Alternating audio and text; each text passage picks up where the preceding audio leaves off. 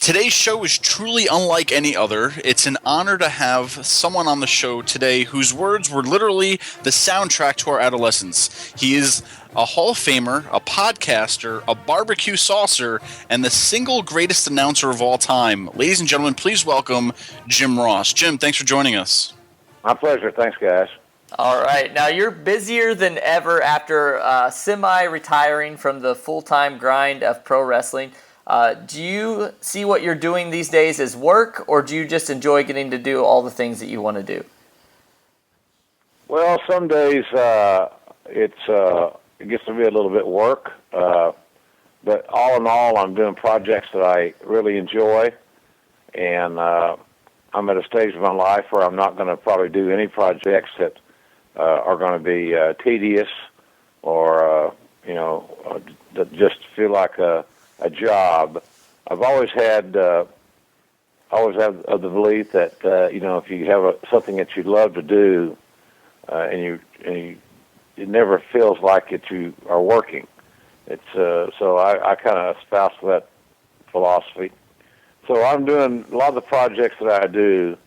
I really have fun doing them. So they're not. It's not like going to work. So I'm enjoying all the things I'm doing right now.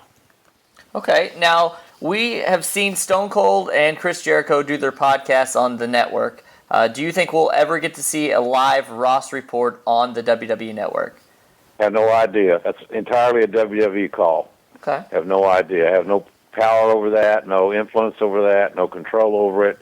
It's completely out of my hands, and obviously I'd be interested if feeling was mutual, but I really don't have any idea.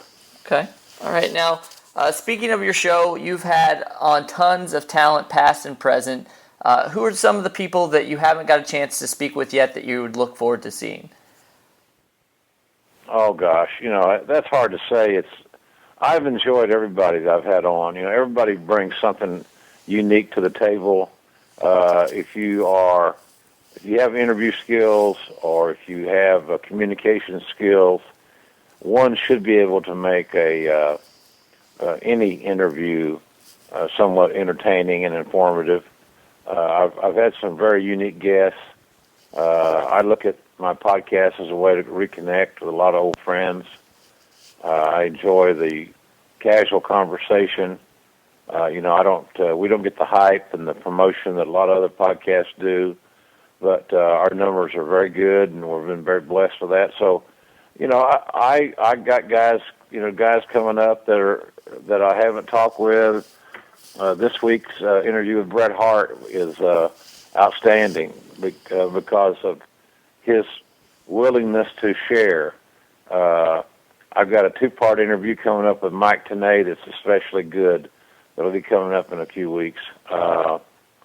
Tori Wilson was surprisingly open and honest and very good. So, it's like someone saying, "What's your favorite match?" Well, I don't have a favorite match. It's not a good question. I've been doing it, 40 years is a lot of matches. And does one stand out above all the others? Absolutely not. All these guests bring something to the table, and it's all on me because I'm the one that I produce the show. I write the show, and I invite the guests. So if I don't have a good guest, that's my fault. And if I don't have a good interview with them, then that's on me. So, I've really enjoyed doing the podcast. It's a great creative outlet, and it's growing. We're averaging about 500,000 downloads a week, so on one show, and so I'm very, very pleased, and it continues to grow thanks to everybody's support. So, I don't have that television platform that some people do. Steve's got WWE supporting him, which is great. Jericho's got WWE supporting him via Tough Enough now, and then prior to that, his podcast, and I'm happy for both those guys. I hired both those guys, so I'm very proud, very pleased for them. But we're growing ours more of an old-fashioned way, more grassroots, word of mouth, and thus far that concept is working. Now, you just mentioned that you're getting, millions of downloads. Were you surprised, I guess, to how popular your podcast became? I had no idea how popular it would be, or if it would last a month, 6 weeks. I had never downloaded anything in my lifetime. I wasn't a podcast guy. I just seemed like I was staying very, very busy doing other things. So I had never had any experience in podcasting. My Steve Austin and I would talk about his, and I was on his show a couple of times in the early part of his run. He encouraged me to do it, and then my manager Barry Bloom also represented Jericho in his negotiations with Podcast One. So he wanted me to. Podcast One wanted me to come on. So through the efforts of Barry and Steve, I acquiesced and said, "Okay, I'll give it a shot." But I didn't know what to expect. I had no expectations whatsoever how good it would do or not. So it's been a very pleasant surprise, and now I'm all in. I really enjoy it, and I look forward to every opportunity to talk to someone new. And I'm not having any issues getting guests. I've got people calling us now wanting to get in the show, and so it's good. It's good, and I found it's a way to reconnect. I hadn't talked to Tori Wilson since she left WWE, for example, and I never publicly on any forum talked to Mike Tenay. Mike and I have been friends for a long time, but we've never been on a radio show together or anything like that. So that was good. I hadn't talked to Brett since while I was still announcing for WWE in one of his return visits. So it's a good. It serves a lot of good for me personally, and then and hopefully it's entertaining to the listener. No, it's a great podcast, and it's nice to hear. You're so immersed in the world of professional wrestling, but in your interviews, it doesn't sound like that. It just flows like a conversation. So, you're doing great so far, and we definitely enjoy listening to it. But as someone who's an authority on the world of professional wrestling, we have so much wrestling these days. WWE, Impact Wrestling, Ring of Honor. There's a little bit of everything, Lucha Underground, and it's on pretty much every night of the week. Do you think that there's too much wrestling these days? Well, that'll be really be decided by the fans and the viewers. I don't watch every show live by any stretch of the imagination. I don't have the time nor the inclination to watch every wrestling show live. I'm just too busy, and I got too many projects I'm going on. I have a life and things that I'm obligated to do, and so. But I DVR a lot of product, and I watch a lot. I watch more wrestling on DVR than I do live by any stretch of the imagination. So there's an awful lot of wrestling on, and the good stuff will stick around, and the stuff that's inconsistent or poorly produced or poorly executed will fall by the wayside. So it's the old law of the jungle thing. The strong survive. So if you get ratings and numbers, you stick around. If you don't, you're gone. And but there's an awful lot of product on. I look at it. You can look at it glass half full or half empty. It's a lot better than having hardly anything on television. It's a lot better than having very little product on and the product dying. The product's trying to make a resurgence, and in a lot of areas, WWE is always going to be the alpha male. They're the big dog in the yard, and nobody's ever going to challenge them. All the other wrestling organizations combined will never make a dent in WWE's business. Yeah. But that's really not the point. The point is that all these companies just need to focus on their own brand, talk about their own brand, and grow their own brand. And if they do that, then they can hopefully find themselves in the profitable side of their operation instead of having financial issues. It seems like the only company other than WWE right now that's not having some sort of financial challenges is Ring of Honor, and they have strong ownership and they have capital and they're growing their brand very deliberately, very slowly and methodically, but they're doing some good things and they're doing it in an organized, business-like, systematic way. Lucha Underground is looking for funding, and are they going to have a second season? I don't have any idea. I've heard stories yay and nay, and I've talked with them, and they need new funding, and they need to find a healthier television outlet. TNA's problems have been well documented. Are they going to stay? Are they going to go with the Destination America? I have no idea. I'm certainly of the mindset that I want them to succeed and be profitable.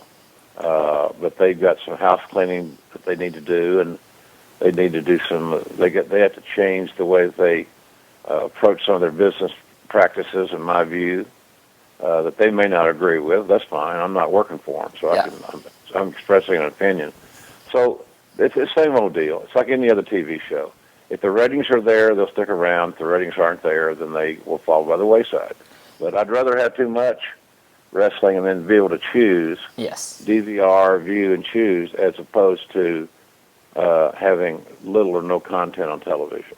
Okay. Now, you've obviously done nearly everything in the business, but from a talent scout standpoint, obviously we just saw that Samoa Joe is now on WWE NXT. Are there people that are still out there that you really enjoy seeing that you hope end up in WWE someday?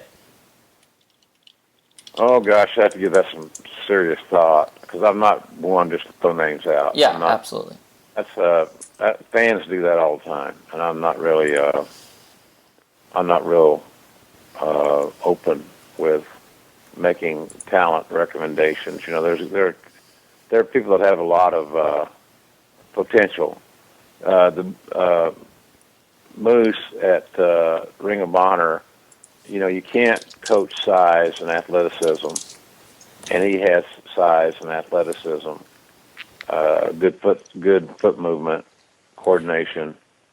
But is he going to continue to develop the aptitude to be a great pro? I don't have any idea. I've never met him. I don't know his work habits. I don't know how dedicated he is to getting better at his craft. But certainly he's someone that you keep your eye on because, again, people like, whether some fans want to admit it or not, size does have a factor in the equation. And not to say that smaller guys can't get over, not to say smaller guys can't draw money. I'm not saying that whatsoever. But when you get a guy that's his size, with his athletic background, you can't discount that. So he would be one guy just off the top of my head that if he can dedicate himself and continue to get really understand the business of why he does what he does and work on his nutrition and his look, continue to work and improve on all areas, he's got a chance to be very, very good. So that's something there. There's the kid that works Ricochet. I like. He had a WWE tryout at the time. It just wasn't in the cards for him at that point in time. But a lot of people don't understand. They just look at today's guy and say, well, they had a chance to sign him. They didn't do it. How stupid can you be? Well, that was then. Yeah. He may not have been as good then as he is today. And people that are nearsighted or like in the 8th grade don't get that. So I like his work, and his work in New Japan has been outstanding. and that's working on Lucha Underground. It's been really good too. So he's another kid that I like. That I think has a good aptitude, high flyer. So he and Moose are both different breeds of cat, but they both can contribute if they dedicate themselves to getting better every time out. Now, Jim, you have a lot of going on right now, but coming up pretty close in the Northeast, you have some bigger things coming up. The New England Fan Fest. We have a VIP dinner June 26th starting at 6 p.m. at the Rhode Island Convention Center. I haven't seen a menu yet, but I'm hoping that some of your famous barbecue makes it on there. What's JR's products will you be bringing to the Fan Fest? You guys going to be bringing a lot of your barbecue sauces to sell for the fans? Well, that's going to be really up to the promoters. They've indicated that. They've indicated they want to bring they want to have some product there. So I'm very hopeful that we have a good supply of sauces and ketchup and mustard and so forth. So because it would be really convenient to cash and carry and not worry about shipping and handling and delivery and all those things. So that's kind of up to the promotion, but they have indicated that they want to have plenty of product on hand, and we're certainly willing to help them make that happen. So I'm with you. I think the fans would enjoy the opportunity to buy it on site and take it home with them. So and you never know. I don't know. Maybe they'll have the ketchup at the tables or mustard, or I don't know what the menu is either. But it should be a lot of fun. There's a lot of interesting personalities going to be there on Friday night, and I've never done a function exactly like that before, so it should be interesting and fun. So I hope that ticket sales are going well for that, and it's a very unique opportunity for the fans to interact with a lot of people that they've seen on TV in a unique environment, as opposed to standing in a line and waiting to go through and get something signed or a picture or photo op or whatever. So it's going to be a fun couple of days there. I don't do a lot of these fan fests. I do schedules and quite frankly, sometimes the management of these events are not very stellar, and I don't really care to get involved into the car wrecks, so to speak, of those functions. I think sometimes it gives wrestling a bad name, and we get enough bad marks on us anyway. So, but these guys there in Rhode Island just come so highly recommended, and friends of mine that have been and speaking so highly of Joe and his crew, and so I'm happy to. I'm looking forward to it. Quite frankly, Great, yeah. I'm going to be. I just get back from the UK on.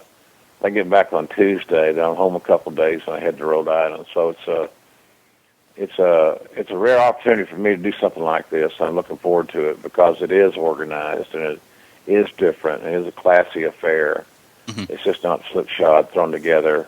Card tables, and I always envision some of these fan fests like that scene from The Wrestler with Mickey Rourke sitting at that empty card table, and I swear I'll never ever be involved in that type of environment. So this is so far from that; it's not even worth the comparison. So it's a rare opportunity, and I'm excited about it. I haven't been. Gosh, sure. I haven't been in that part of the country since my WWE days, and even then we didn't play. Providence would play maybe twice a year or something. Mm-hmm. Mm-hmm. So it should be fun, and I hope that we have plenty of product there. And again, that's going to be a decision that the promoters are going to make, but they have indicated they want to sell some of our stuff. So I'm very happy to hear that news. Great. And then also the night before SummerSlam, you'll be performing your one-man show live at the Gramercy Theater. For people who have never been to one of your shows, what could they expect? Well, I've actually got 2 shows that week. I've got a show on Wednesday in Washington, D.C. at the D.C. Armory, the D.C. Improv on Wednesday night, August 19th. And then I'm coming up to New York, and I'm doing my show, as you mentioned, at the Gramercy Theater the Saturday night before SummerSlam. And I do about 20 or 30 minutes as a rule, unless I get really long-winded on a roll, telling stories and kind of setting the stage for the night. And then we go into a 90-minute or so unfiltered, no restrictions, uncensored, no holds barred Q&A. Because the Q&As are the lifeblood of these shows. The fans are so entertaining, and a lot of them have really great questions. They've thought it through. They've got things in their mind, and so I don't restrict any questions or any topics. And that's the fun part of the show for me, because it's unpredictable. It makes every show that I do different. So a lot of road stories, a lot of humor, hopefully some motivational things. You know, my career has been sort of a lesson in motivation, not giving up and overcoming some hands that one gets dealt in their life. No different than anybody else in life. You know, we all got, some days are better than others, and you have the choice to see how you survive them and how you get through them. So it's a fun show.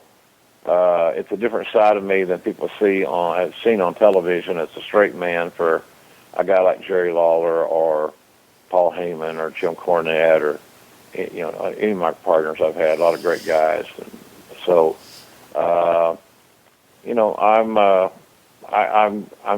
I'm really working diligently to become proficient at this craft. So the challenge of being a performer and being competitive in general, I pushed myself to really have fun, and so I think the shows are going to be, they're going to be fun. The tickets for DC are at the DCimprov.com and the box office there in Washington D.C. on that SummerSlam week, and then of course in New York City, tickets are on sale at Ticketmaster and also the Gramercy Theater box office. Doing one show each night. We have a VIP meet and greet ticket that's available, and we do those early before the show, and I meet the VIP ticket holders and personalize their autographs and sign their memorabilia that they bring, and take pictures with them and chat with them a little bit, and it's fun. Kind of get a feel for the audience when we do that before the show, and then we go do our show, and then get back into the Q&A. So it's a good full 2-hour show, and it's a little longer than that if you're a VIP member, because you're there a little earlier to do the meet and greet and all that stuff. So I'm having a blast doing them. It's just something I don't want to say I stumbled onto, but it's something that it kind of discovered me, and I didn't know if I could do them or not. So we did 4 shows in the UK a couple of years ago, and I really had fun. And we had great business, and we played smaller venues. 300, 500 people. They're intimate. It's personal. It's a fun show. So it's a good deal. I hope it'll be a part of everybody's SummerSlam weekend. SummerSlam the next day at the Barclays Center in Brooklyn, and then my show that Saturday night before in New York at the Gramercy. So big weekend, and SummerSlam should be a real significant event, because one would think that will be a Brock Lesnar pay-per-view, and those are always seemingly have a little bit more juice to them than the others. Absolutely. Now, for fans listening today and they want to know about anything that we talked about today, whether it be Jim Ross's barbecue sauce, the podcast, the Ross Report, where you're going to be, where can fans find out about that? Well, I generally update my blogs a few times a week at my website, which is probably one of the better kept secrets.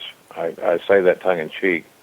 I have 1.3 million Twitter followers, but I don't know that the website business is. I don't know if it's too restrictive or what, but we get a tremendous amount of traffic on Twitter at JRSBBQ. So I'm generally active on that, and I try to keep everybody posted on what's going on.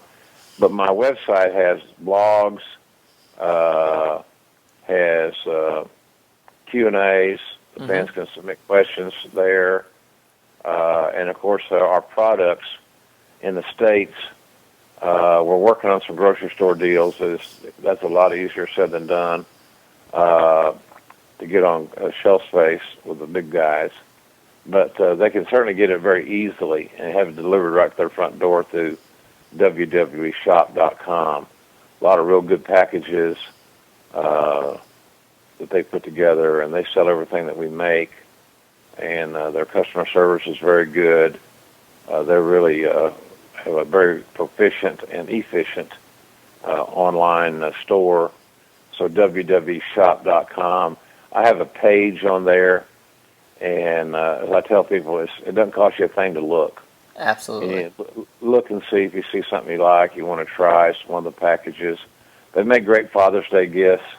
There's some packages that really are conducive to a first-time buyer. A lot of packages are on there they're under $20. So it's affordable. The products are family recipes. They're not gimmicks. So WWEshop.com is a place there. But I guess either my website, jrsbarbecue.com, or Twitter at JRSBBQ should kind of cover all the bases for the things that we're doing and the projects we've got coming up. And a lot of projects are coming up. We've got, I'm going to England in June to the first ever London WrestleCon, excuse me. Okay. And that's with a guy promoter that I've worked with before that I know does good work and is organized and runs a classy operation. And I know there's a lot of Hall of Fame talent going to be there. Shawn Michaels and Bret Hart, and Trish, Lita, Ron Simmons, Howard Finkel, I think, is going to be booked there. Justin Roberts, they may have a match. Howard and Justin, they battle of the former ring announcers. And myself and several others. So that's really doing well. Then on Monday night, the 22nd of June, I'm going to be in Manchester, England, with Shawn Michaels. We're going to do a little two-man tag team show. That's first. And tickets are going really good for that. It may be sold out by now. I'm not sure. So, but things are good. I'm staying busy, and then come back and in the very, very busy month of June in Rhode Island. And the thing that a lot of fans don't understand is that we that are in the business are very privileged to have been in it. Many of us are still just as big a fans today as we were before we started getting a paycheck. So when I can go to a place like Providence and I can see so many of my old friends, it's a real celebration for all of us, because you guys that are young, and I was the same way. Sometimes we take our mortality for granted. Mm-hmm. And I say on my podcast, our tomorrows are never guaranteed. I truly believe that. And so every opportunity that I get to interact with my former colleagues, my peers, and the fans that have supported us, those are blessings. Those are great days. So I expect the 2 days in Rhode Island to be absolutely great, just on all phases.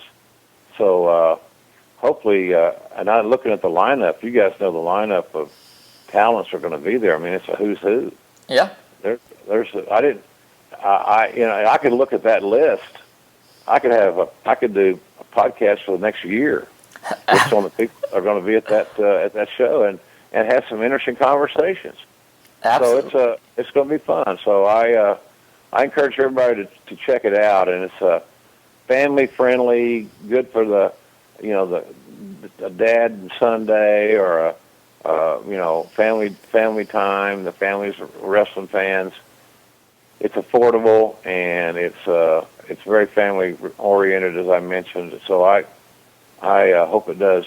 Hope they have great success, and we're going to do all we can on our end to make that happen. So it should be a lot of fun. I'm looking forward to it a great deal. Well, I'm going to say one more thing that you did not mention, and I'm pretty sure that you have a Pro Wrestling Tees site as well, correct? Yeah, we do. We have, like a lot of guys, that are kind of out there in the independent scene that aren't tied to a company.